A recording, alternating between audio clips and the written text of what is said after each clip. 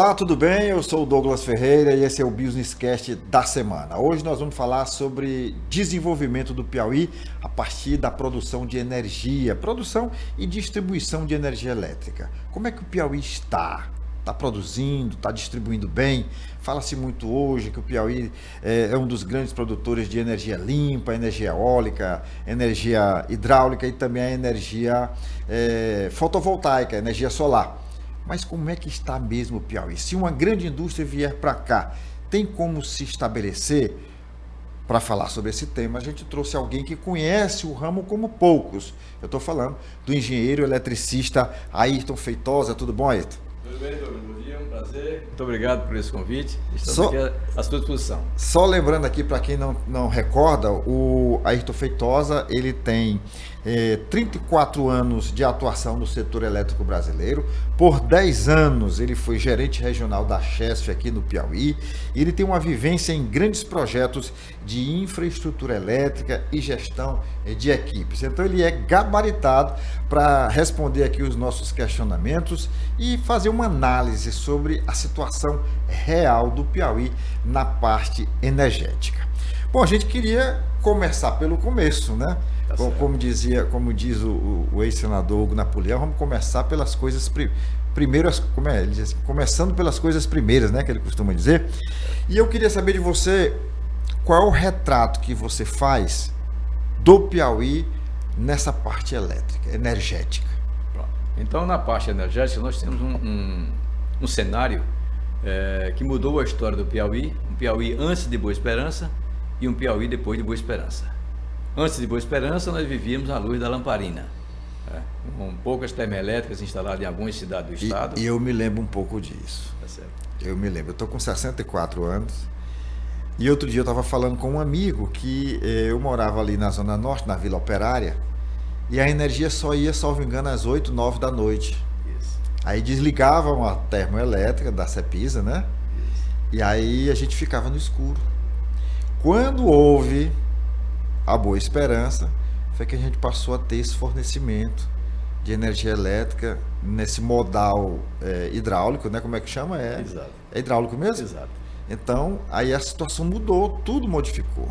Então, a energia é como se fosse a vida de uma cidade, de um estado, de um país, né? De um país, exatamente. Sem energia elétrica hoje, Douglas, as indústrias, uma nação, ela não se movimenta. Então, com Boa Esperança, quando os estudos começaram em 1955 e se configuraram na criação da então COEB, já em 63, e as obras começaram logo em seguida, essa usina ela entrou em operação no dia 7 de abril de 1970, mas antes disso ela teve um histórico, digamos assim, que movimentou uma região, trouxe uma geração de empregos fantástica, um desenvolvimento regional, enfim, tudo isso aí está atrelado à história de Boa Esperança. Então, o Piauí, antes de Boa Esperança, era um, e depois de Boa Esperança é outro. Nesse exemplo que você citou, da questão das termoelétricas, eu me lembro lá em Floriano, eu sou oriundo de Floriano, eu fazia meu dever de casa, quer dizer, à luz de uma lamparina, em cima de uma mesa, minha mãe com meus irmãos, nós todos juntos ali, e a lamparina acesa ali para fazer o dever de casa, para de manhã chegar no colégio com o dever pronto. Mesmo quem tinha a energia elétrica em casa tinha que se socorrer da lamparina à noite. Da lamparina, porque 10 horas a usina... eram 10 horas, né? 10 horas a usina termoelétrica em Floriano, ela desligava, e algumas casas, quer dizer, com raríssimas exceções, é que tinha energia elétrica. A maioria é tudo a lamparina, no lampião e tudo mais, né? Então, Petromax era a marca do Petromax e o querosene jacaré, né? Querosene jacaré, exatamente. Eu ajudei meu avô, o seu Raimundo Feitosa, lá em Floriano, a vender muito querosene jacaré no horário de 5 horas. Chegavam as pessoas para fazerem compra no comércio dele e eu tinha que bombear aquela bombinha para encher as garrafas, né? Para poder colocar na lamparina, né? Tá certo? E o vovô comprava, na casa da minha avó, morei um período lá e lá não tinha energia. E era na lamparina, e ele comprava a lata de querosene em Jacaré. E depois a lata era aproveitada para carregar água, né? Exatamente. Botava ali uma madeira para você segurar, né? E transportar água. Eu sou desse tempo, pois né? Então, tempos difíceis, mas a gente aprendeu muito com isso. Aprendemos muito, né? Então, resultado, o Boa Esperança iniciou a sua construção. Inclusive, meu pai trabalhou ajudando a construir aquela usina. Eu tenho um carinho muito especial por Boa Esperança. De forma que no dia 12 de fevereiro de 70, a primeira máquina entrou em operação. Ela girou, foram os testes primeira turbina, máquina 2. O projeto inicial de Boa Esperança ela foi projetada com 4 máquinas. Em 70 ela entrou em operação com 2 máquinas. E na década de 80 para início da década de 90 entraram mais 2 máquinas. Então, de forma que nesse ínter aí foram feitos os preparativos de energização, e já no dia 25 de março de 1970, Teresina foi iluminada com a energia de Boa Esperança. Foi a primeira vez. Você lembra até da data, né? Qual é a data mesmo? Foi 25 de março de 1970. 25 de março, um marco, né? Pois é. Então, a partir de então, embora a usina tenha sido inaugurada, dada como inaugurada efetivamente em 7 de abril de 1970, mas Teresina foi energizada, a primeira capital energizada entre São Luís e depois Fortaleza, que já era energizada por Paulo Afonso, né? Mas Teresina foi energizada exatamente no dia 25 de março de 1970. Né? E isso realmente foi um marco para Teresina, como foi um marco para outras cidades que também não tinham energia elétrica oriunda de Boa Esperança. Né? E nesse termo, Floriano, por exemplo, Floriano só veio chegar a energia em Floriano no dia 11 de janeiro de 1971. Oxe, muito mais próximo, né? Pois é. Mas aí teve o processo da implantação da linha de transmissão, subestações, a parte de distribuição na cidade. Então, efetivamente, Floriano foi energizada em 11 de janeiro de 1971. Pois bem, Douglas, então esse processo de Boa Esperança, a usina que começou com 108 megawatts, nós não tínhamos aquela produção, ou seja, o consumo para essa energia, e essa energia era compartilhada com São Luís e Fortaleza. Depois viu-se o crescimento do setor elétrico, na região como todo do país, e esse estudo de Boa Esperança ele foi refeito para se complementar o projeto inicial. Então, nos idos de 89, de 88, 89, nós começamos então a segunda etapa da usina, da qual eu participei ativamente na montagem dessas duas máquinas. Mais duas turbinas. Exatamente. Hoje nós temos 4 turbinas, 4 geradores operando em Boa Esperança, gerando 237,3 megawatts. Rapaz, eu tive lá na barragem, eu acho bonita essas grandes construções, sobretudo desafiando rios como o Rio Parnaíba, né? Isso. E eu tive lá, inclusive quando o governador Alberto Silva levou a barca do sal para fazer aquele passeio lá em cima do lago, e a gente percorreu no interior da usina. E eu tive também, ainda na minha juventude, em Itaipu. Aí lá é um mundo. Lá é outro mundo, certo, né? Exatamente. Lá são quantas Boa Esperança em Itaipu? Realmente dá muitas Boas Esperanças, tá certo? Nós geramos 237 e Itaipu gera 14 mil megawatts, né? E eu fui num passeio, numa excursão, dessas excursões de fazer 4 bandeiras, e tinha um passeio de ônibus em cima da barragem. Meu amigo, eu quase entro em desespero quando você está dentro do ônibus ali em cima do paredão da barragem, é uma visão vendo bonita, aquele mundo de água.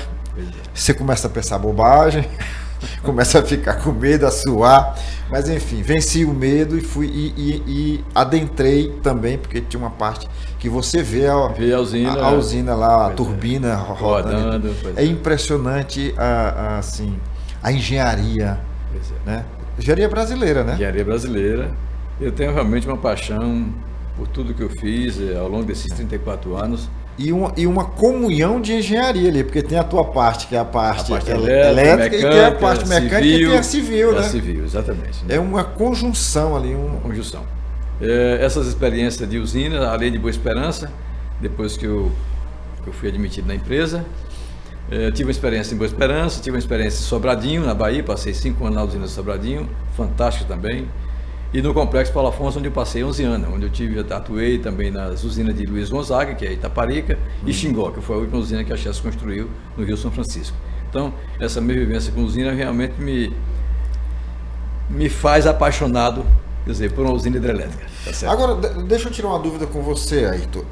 Não faz muito tempo, eu tive ali na região dos Cerrados, naquela época da polêmica implantação da Bung, e a Bung tinha uma matriz energética que era da queima de lenha, porque diz que a rede não sustentava, que não tinha produção de energia ou distribuição de energia suficiente.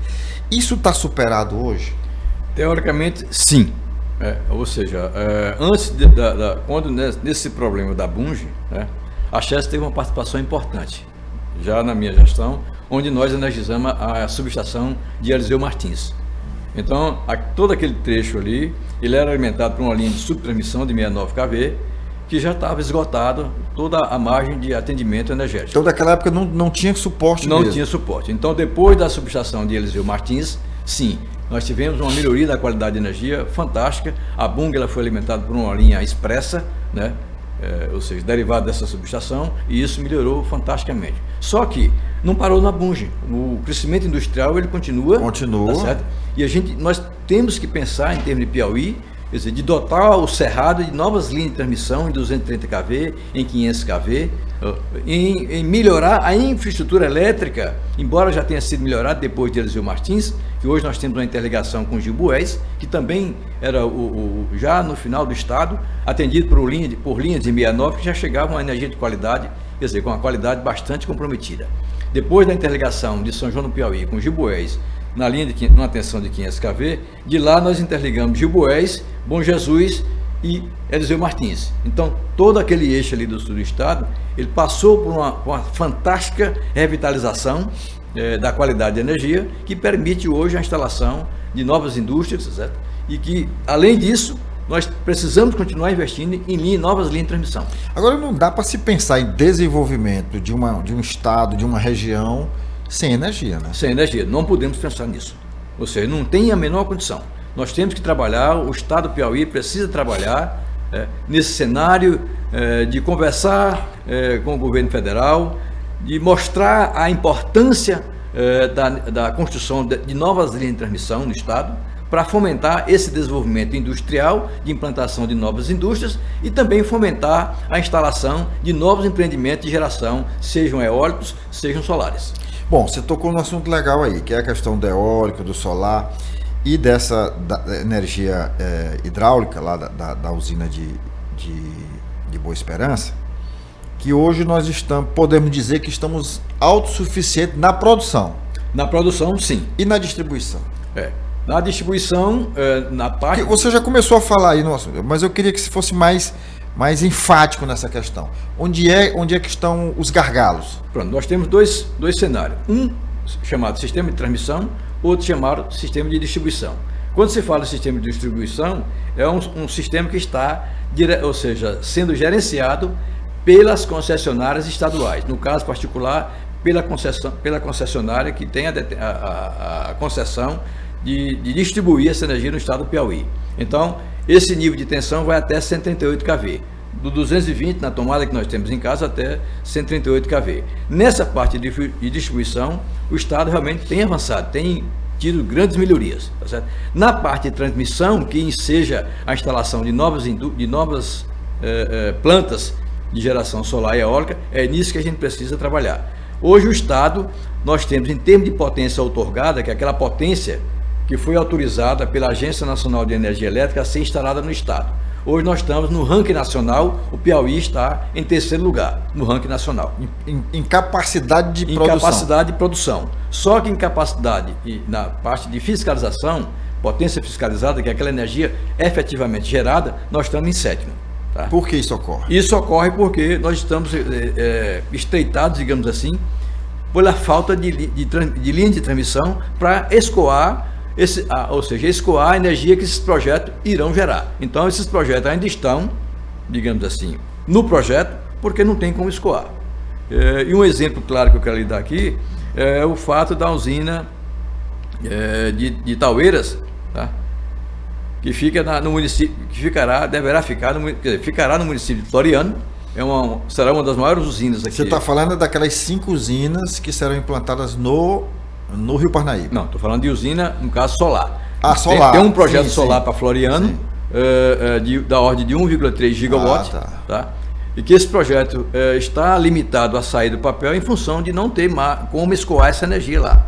No momento que nós tivermos novas linhas de transmissão que permitam o escoamento dessa energia, efetivamente esse projeto sairá do papel. No caso particular de hidrelétricas, nós temos, a Chesf fez um estudo, começou o estudo em 2003, concluiu por volta de 2007, de novas usinas no Rio Parnaíba. São 5 novas usinas, 2 a montante, Uruçuí e Ribeiro Gonçalves. Está acima de Boa Esperança. E 3 a jusante de Boa Esperança, abaixo de Boa Esperança. Uma é em Floriano, chamada Cachoeira, outra em Amarante, chamada Estreito, e outra em Palmeirais, chamada Castelhano. Essas 3 usinas, elas são viáveis de serem construídas, são usinas de pequeno porte, da ordem de 60 megawatts, usinas a fio d'água, não terá... O que significa isso? A fio d'água. A fio d'água é que ela não terá um reservatório como Boa Esperança. Sim, à medida que o rio vai descendo, ela vai gerando. Ela forma um reservatório, um pequeno reservatório, para formar a cota de elevação, para permitir a geração, ou seja, formar a queda d'água, né, naquele ponto da usina, né, e a partir daí o rio enche aquele canal, né, um pequeno reservatório em torno da usina, não é um reservatório como Boa Esperança, né. Não vamos inundar, ou seja, esse projeto não contempla grandes inundações ou relocamentos de grandes populações, são pequenas populações à margem do rio, são usinas que precisam sair do papel, estão prontas para serem construídas. E o que está impedindo? O que está impedindo é a questão ambiental. Isso precisa ser trabalhado, isso precisa ser olhado de uma outra forma, tá certo? A questão ambiental é importante, mas tem travado muitos projetos que levam o desenvolvimento do país como um todo, né? Não temos dúvida. A questão ambiental, ela tem que ser olhada, ela tem que ser tratada, tem que ser trabalhada, porque, afinal de contas, o homem não pode simplesmente destruir a natureza para construir, seja o que for, de empreendimento. Mas, no caso particular dessas usinas, essas usinas são viáveis economicamente e são viáveis ambientalmente, né? Mesmo porque grande parte dessas áreas onde essas usinas serão instaladas, as margens do rio já estão degradadas, o rio está assoreado, né? Essas usinas trarão a revitalização do rio, permitirão a navegabilidade do rio nesse eixo de Palmeirais até Boa Esperança, e consequentemente com a conclusão da Eclus em Boa Esperança, essa navegabilidade chegar até Uruçuí. Esses projetos dessas 5 usinas, inclusive incluindo essas 3, ele já prevê a construção também das eclusas. Todas as 5 usinas, elas foram projetadas com as suas respectivas eclusas. Então, a usina que for para o leilão, ela vai junto à eclusa ali de lado. Então, todas as usinas terão eclusa. Porque a gente só pode falar em navegabilidade do Rio Parnaíba se tiverem essas eclusas, né? Inclusive, essas usinas, elas vão resolver o problema do assoreamento do rio, pelo menos de Palmeirais para frente, né? Exatamente, ou seja, o investimento que se teria no sentido de dragar esse rio até Boa Esperança, com essas 3 usinas, Floriano, Cachoeira, Floriano, Amarante e Palmeirais, esse rio, quer dizer, vai pegar um volume d'água, porque nós vamos aumentar a cota no pé da usina, né? Essa cota vai permitir essa navegabilidade, e as eclusas é que vão fomentar esse novo modal dentro do Parnaíba. E a importância desse novo modal, desse transporte fluvial? É uma economia de custo violenta na parte de transporte. Era um sonho do Dr. Alberto, não era? Um sonho do Dr. Alberto Silva. Sonho.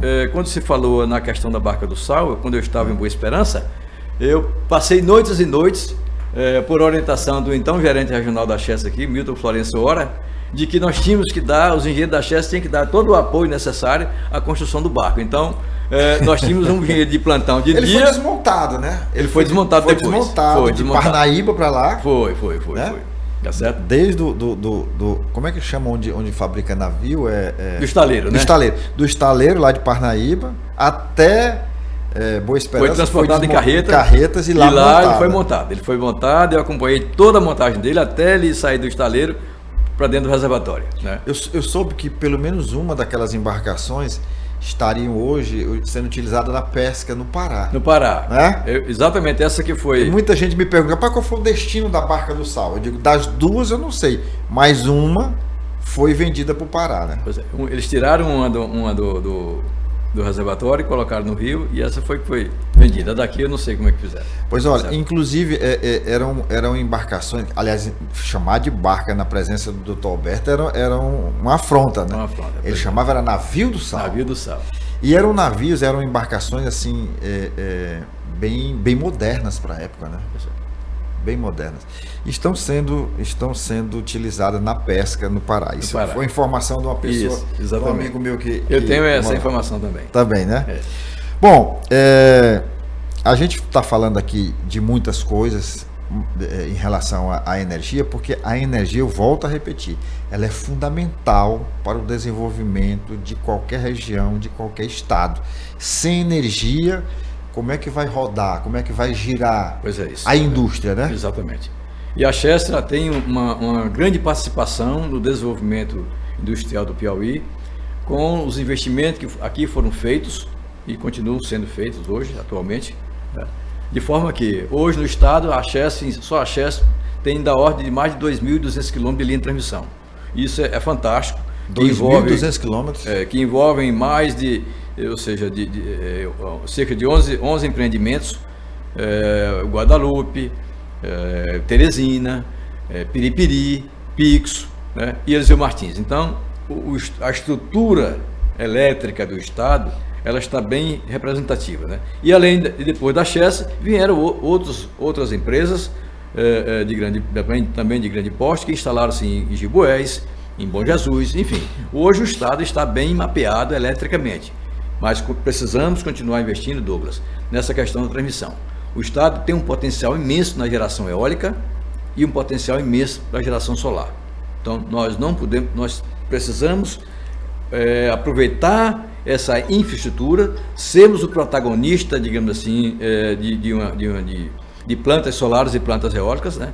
Para que realmente a gente consiga trazer para o nosso estado mais desenvolvimento. A nível de geração eólica, hoje nós temos a maior usina do Brasil. Deixa eu te pedir só um favor, um minutinho, porque eu quero falar aqui dos nossos patrocinadores, mas eu quero continuar nesse assunto aí, que é a questão da energia limpa também, que é a solar e a fotovoltaica. Eu quero saber tudo sobre essa geração, quanto é que a gente está produzindo, como é que a gente está distribuindo, para onde é que está indo essa energia. Tá certo. Porque de vez por outra se fala em crise de energia na região. E cadê essa energia que a gente tanto se orgulha de produzir? Mas você vai responder isso depois de eu mandar aqui um alô para os nossos amigos e patrocinadores, como o pessoal da Estrada Mob, do Senac, do Sesc, da AproSoja, Léo Madeiras, Elo Engenharia, Movimento Empreender Piauí, na pessoa do presidente Marcelino Lopes, da Automaster, da Pneubec, da Hotsat, também da Socimol, da Pax União, do SESI, do Senai e do CIEP. Muito obrigado pelo apoio, pelo patrocínio e por acreditar no nosso trabalho. E se você recebeu esse link, está assistindo essa entrevista, esse bate-papo, essa conversa gostosa aqui, porque recebeu o link de um amigo, você não é ainda inscrito no nosso canal, a hora de se inscrever é agora. Você se inscreve, aciona o sininho para receber as nossas notificações e você nos ajuda a divulgar o Businesscast. Manda o link para os amigos, manda o link para o pessoal da família, grupo de WhatsApp da família, do condomínio, da associação de moradores, do trabalho, da igreja. Põe para frente, tá bom? Que a nossa audiência vem daí. Muito obrigado. Bom, agora vamos falar sobre essa energia limpa que tanto nos orgulha. Você já falou aí lá de Eliseu Martins, lá na região sul do Piauí, porque muitos piauienses que frequentam muito mais o nosso litoral do que o sul do estado, imagina que essa energia eólica e fotovoltaica é apenas no litoral, né? Muito pelo contrário, né? Aliás, você vai me responder aqui uma coisa, tirar uma dúvida. Me disseram que o município que mais venta no Piauí é o município lá no sul do estado. Onde nós temos a maior usina do Brasil. Como é o nome dela? Dom Inocência. Dom Inocência é o que mais... Aquela região toda ali, Dom Inocência. Pois é, tinham me falado isso e eu digo, não, o vento mesmo é no litoral. Mas não, né? Também, né? Também, mas a maior é no sertão, né? Hoje nós temos a maior usina do Brasil hoje, instalada no Inocêncio, no eixo do Inocêncio e todos os municípios do entorno dele, da ordem de 716 megawatts. Né? Olha então é aí. uma usina fantástica, eólica, né? E está interligado ao sistema interligado nacional. Me falaram também que Paulistana venta demais. Paulistana é outro grande empreendimento, outro grande local, digamos assim, o ponto geográfico do estado, que tem uma qualidade de vento muito importante. Inclusive, eu participei da implantação do Parque Eólico Chapada do Piauí, quando a Chess, em parceria com a empresa Contour Global, nós implementamos aquele parque da ordem de mais de 400 megawatts. Quer dizer, é um parque realmente de extrema importância, quer dizer, é o 7º parque de geração eólica do país, né? Nós temos o primeiro e o 7º. Né? Olha, eu estou entrevistando aqui o engenheiro eletricista Ayrton Feitosa e nós estamos falando sobre o potencial energético do Piauí, sobre a questão das deficiências na distribuição dessa energia, sobre as carências de linha de transmissão. E ele entende disso muito mais do que a maioria das pessoas que a gente conhece, porque são 34 anos de atuação no setor elétrico brasileiro. Quando a gente diz isso, não é só pela passagem na Chesf aqui, não, né? São por outras empresas, por outras áreas da empresa, né? Áreas da empresa no Nordeste todo, né? Nordeste todo. Bom, continuando falando aqui dessa energia eólica e dessa energia fotovoltaica, o Piauí é o terceiro? O terceiro em termos de potência outorgada. Outorgada. Em termos de potência fiscalizada, nós somos o 7º. O 7º. Exato. E essa energia está indo para onde? Essa energia Por está indo... que eu pergunto isso, Ayrton? Porque vez por outra a gente fala, não, tá crise na energia, aí já não estamos produzindo, aí vem as bandeiras, e o povo que está pagando a conta lá em casa, lá na zona rural, lá no município, fica se perguntando, a gente vê aí na televisão, tá tudo bem, aí de repente falta energia, vai faltar energia, tem que racionar, tem que acionar as famigeradas termoelétricas, e aí? Para onde é que está indo essa energia? Essa energia hoje, o país está num pico de desenvolvimento industrial, fomentado realmente por um momento, né? E essa energia, toda essa energia que nós estamos gerando, nesses parques eólicos, parques solares e nas centrais geradoras de energia hidrelétricas, ela se contempla dentro de um sistema chamado Sistema Interligado Nacional, né? Então hoje os grandes centros de consumo estão instalados na região sudeste, né, do país, sul e sudeste. Então o que produz aqui entra na rede e é consumido lá. E é consumido nesses grandes centros. Hoje nós estamos já mudando esse cenário a nível de Nordeste, com grandes indústrias eletrointensivas se instalando aqui na região, né? O que são essas indústrias? Por exemplo, o data center de Fortaleza. Sim, aquilo vai Então, consumir um negócio exatamente, fabuloso de energia. Um consumo da ordem de 1 gigawatt estimado. Traduz isso para quem está em casa e não entende dessa linguagem. Pronto, então é o resultado. Nós geramos em Boa Esperança 237,3 megawatts.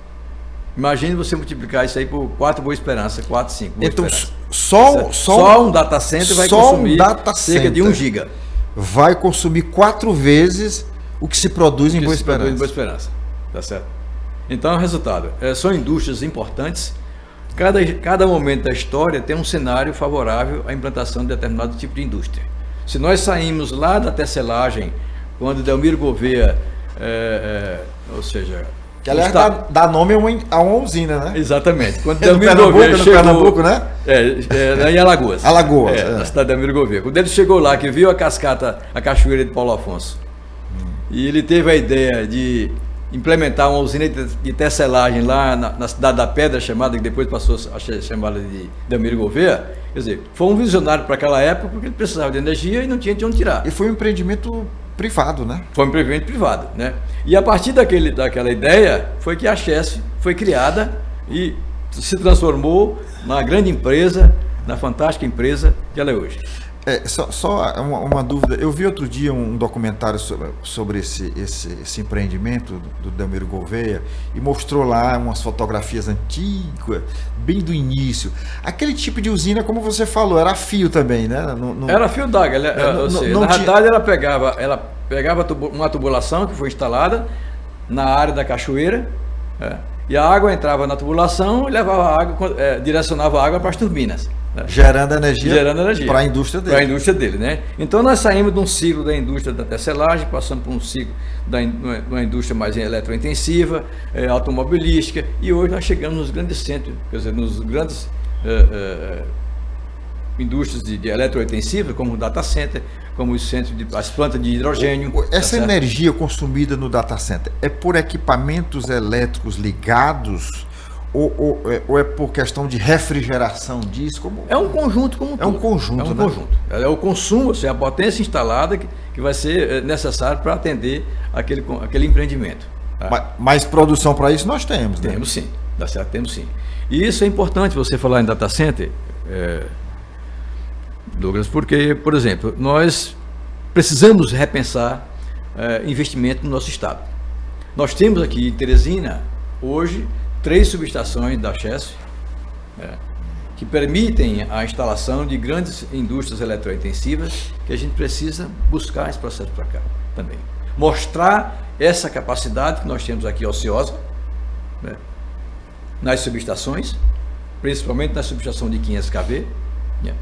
Nós estamos localizados numa área estratégica, que logo mais nós teremos aqui em Teresina um bipolo de corrente contínua que sairá lá de Graçaranha no sentido de Salvador, como está saindo esse de Graçaranha, aqui no Maranhão, vizinho próximo aqui nosso, até Silvânia, em Goiás. Quer dizer, é um bipolo de corrente contínua, um novo sistema de transmissão de energia elétrica em corrente contínua, quer dizer, e que vai deixar a Teresina dotada, ou seja, de toda essa infraestrutura, de uma infraestrutura elétrica que permita a instalação de grandes indústrias aqui. Então não basta... É louvável as indústrias que nós temos aqui. Nós temos que ressaltar esse marco, né, do empresário piauiense, reconhecê-lo pela sua determinação, pela sua vontade de fazer esse estado industrializado, né? Mas nós precisamos pensar mais além. Sem dúvida. E o que você estava falando, a Teresina, além de ser uma cidade bem centralizada, ser a capital do meio norte do Brasil, aqui para onde você se vira, é fácil você se deslocar, tem energia, tem, como é que eu diria, estrada. Isso. E você agora tem essa parte energética que você acabou de falar, que quem quiser se estabelecer aqui está na capital do meio norte do Brasil com uma estrutura de energia para implantar qualquer tipo de indústria. Qualquer tipo de indústria. Então nós temos, nós precisamos mostrar a Teresina, como nós precisamos mostrar o estado com esse potencial. Tá? Então Teresina hoje nós queremos propagar essa qualidade, ou seja, essa disponibilidade de energia que nós temos aqui para a instalação de um data center, para a instalação de uma fábrica de automóveis, para ampliar o nosso parque industrial, enfim. Isso nós temos que trabalhar para que a gente possa realmente tirar isso do papel. É o que vai desenvolver, né? O que vai desenvolver nossa capital. Agora você está falando aí com propriedade também, não só por conhecer o setor energético, mas porque você está nesse momento na condição de secretário executivo da Secretaria Municipal de Desenvolvimento Econômico e Turismo. Isso, de Teresina. Então, a Secretaria ela tem um papel fundamental dentro da estrutura da Prefeitura de Teresina, para que realmente a Secretaria possa trabalhar em buscar ser a mão estendida para trazer essa indústria para Teresina. Logicamente, a Secretaria precisa trabalhar com os demais órgãos, como a Federação, com o próprio Governo do Estado, a Prefeitura trabalhar com o Governo do Estado, quer dizer, para mostrar esse potencial de Teresina, a disponibilidade da infraestrutura elétrica que nós temos aqui, né? Agora mesmo vai passar por Teresina, já está na fase de construção, mais uma linha de 500 kV, quer dizer, é mais um item importante para se ressaltar. São 2 linhas de 500 kV, quer dizer, que chegam aqui, 2 que saem para Fortaleza, outras de 230, tá certo? Enfim, é uma capital que está bem estruturada, tem uma infraestrutura elétrica muito sedimentada. Nós temos água, né? Tá certo? Nós temos água em abundância. Temos água aqui no Rio Parnaíba, tem no Puti, enfim. Precisamos trabalhar. E a Secretaria de Desenvolvimento Econômico e Turismo está com esse foco voltado realmente para fomentar essa parte industrial, né? Mostrar a Teresina que temos capacidade de absorver, de aqui se instalarem grandes empreendimentos, quer dizer, eletrointensivos. Então, o que está faltando agora? E a gente buscar estender a mão, pegar na mão dessas indústrias e puxar para cá. Olha, eu tenho sido até, às vezes, um crítico do governador que está aí rodando o mundo, vendendo as nossas potencialidades, mas é um crítico que, ao mesmo tempo, estimula, porque eu acho que um dos caminhos é esse.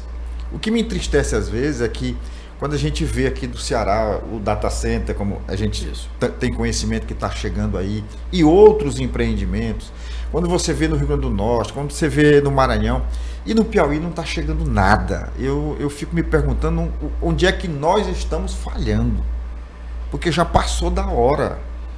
A gente acabou de falar da questão energética, a gente acabou de falar dessa questão de mobilidade, dessa questão de Teresina, está a 616 quilômetros de Fortaleza, 450 de São Luís. Isso tudo favorece. Nós temos água em abundância, nós temos um povo acolhedor. O que está faltando para o Piauí? Nós temos uma ferrovia que interliga Teresina, nós temos uma ferrovia interliga a São Luís e a Fortaleza. Que poderá interligar a Fortaleza. Tá, o que está faltando, afinal? Né? Eu acho que a gente precisa repensar isso, repensar rápido, porque em algum momento, em algum ponto nós estamos falhando. Não pode a gente estar aqui no centro, todo o redor se desenvolvendo e nós sendo uma ilha de potencial, mas de pouca efetividade na geração de emprego, na geração de impostos, na geração de impostos, vírgula, né? Nós somos até muito cobrados em impostos, mas eu estou falando é que quando chega uma indústria, ela vai acrescentar nessa questão fiscal também. E a gente está falhando. Precisamos repensar isso. Isso é só uma observação de alguém que quer o desenvolvimento do Piauí, que torce pelo Piauí e que quer ver esse estado se desenvolver. Eu estou com 64 anos, pouca coisa mudou. A gente, visivelmente, a Teresina até mudou, prédios, mas as carências parece que são as mesmas. Precisamos dar um pontapé nisso. Essa crítica é construtiva, meu povo. Aqui eu não estou jogando pedra em governo do estado, em prefeitura, em ninguém. A gente está querendo que eles se juntem, deem as mãos, como você falou, estender a mão, porque nós estamos prontos, né?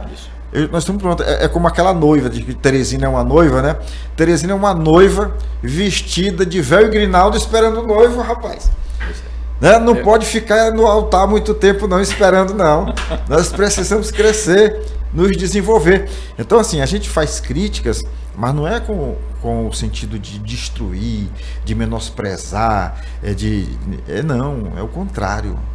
É para que a gente possa abrir os olhos e descobrir onde é que a gente está errando. Pois é. E eu posso te assegurar que a visão de gestão pública do prefeito Silvio Mendes, ele está preocupado com esse cenário, todo esse potencial que Teresina tem, né?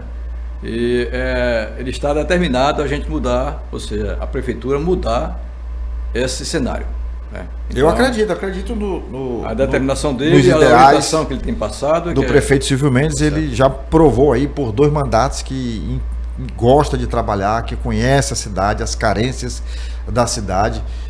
Nas gestões dele a gente teve algum desenvolvimento. Acredito também no governador, acredito que ele seja bem intencionado, mas acho que está faltando alguma coisa. O que eu não sei. Se eu soubesse, eu diria com muito prazer. No que tange, eu volto a ratificar, no que tange a gestão da Prefeitura de Teresina, o prefeito Silvio Mendes tem essa determinação clara com todos os seus secretários, né, de buscar realmente colocar a Teresina onde de fato ela merece estar, a nível particular da industrialização, de geração de empregos, porque aqui, Douglas, nós temos um grande centro de estudo, Pois é, somos um potencial. Nós somos um polo de obra qualificada, polo de educação, um polo de saúde. Pois é isso. Né? Então, precisamos realmente avançar, né? E, logicamente, sim, chegaremos a esse ponto. Essa questão do data center em Teresina, por exemplo, de uma indústria automobilística, de indústrias externas que a gente possa trazer para cá. Nós temos próximo, volto a falar, de um porto já funcionando aqui em Itaqui, temos uma linha férrea que permite, mão de obra qualificada, né? Então nós precisamos trabalhar, estamos trabalhando na linha de trazer novas indústrias aqui para Teresina. E reconhecer um momento importante, reconhecer o industrial que está aqui em Teresina, produzindo nos polos industriais. São corajosos. São corajosos. Determinados. Tá? E a prefeitura tem dado todo o suporte para que essas indústrias realmente se desenvolvam, né? Gerem mais emprego, capital, renda, enfim, qualidade de vida melhor para esse povo. Bom, só tenho a agradecer a sua participação aqui no nosso podcast, no Businesscast, dizer para você que eu conto com a sua audiência, toda semana é um episódio novo. Se você quiser aproveitar aqui para fazer as suas considerações finais, vamos encerrar. Tá certo. Bom, é importante realmente no processo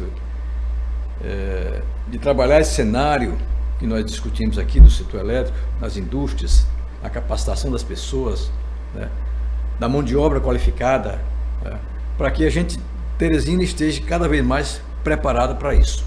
E o processo de gestão nessas empresas, seja nas empresas privadas, seja nas empresas públicas, ou seja, nos órgãos públicos, a questão da visão de liderança, ela tem que ser um fator realmente que diferencie, né? Que se busque realmente a aproximação de quem realmente está ali próximo a você, o respeito às pessoas, a consideração, o pegar na mão, tá certo? O arrastar, tomar para si as dores do processo e ir à frente realmente para resolver os problemas, tá certo? Então, muito obrigado por essa oportunidade e continuaremos à disposição. Bom, só fazendo aqui um parêntese, a gente já se conhece há mais de uma década, né? Mais de uma década. Há mais de uma década. Você está muito bem, viu? Continua com a cara de menino. Tá certo.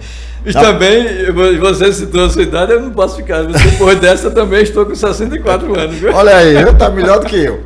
Olha, a gente se vê na próxima semana com mais um episódio do Businesscast. Até lá. Valeu. Obrigado.